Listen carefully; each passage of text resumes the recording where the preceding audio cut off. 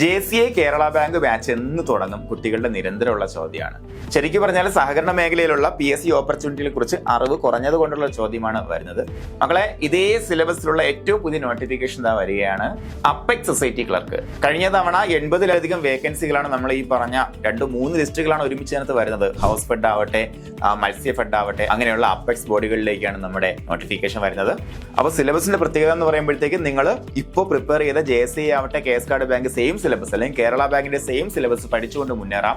ഈ പരീക്ഷ കഴിയുന്ന മുറയ്ക്കായിരിക്കും അടുത്ത JCA പരീക്ഷ വരിക. അപ്പോൾ കൃത്യമായിട്ട് ശ്രദ്ധിക്കുക. ഈ പരീക്ഷ എന്ന് പറയുമ്പോൾ അടുത്ത് വരാൻ പോകുന്ന JCA പരീക്ഷയുടെ ഒരു ഡ്രസ് റിഹേഴ്സൽ ആയിരിക്കും. അപ്പോൾ ഈ എക്സാമിനേഷനെ കുറിച്ചും അതുപോലെ സഹകരണ മേഖലയിൽ വരുന്ന മറ്റു ഇതര ഓപ്പർച്യൂണിറ്റികളെ കുറിച്ച് എല്ലാം സമഗ്രമായിട്ട് സഹകാരിയിൽ നിന്ന് അറിയാൻ വേണ്ടിയിട്ട് നിങ്ങൾ സൗജന്യ ഗൂഗിൾ മീറ്റ് വെബിനാറിൽ പങ്കെടുക്കുക.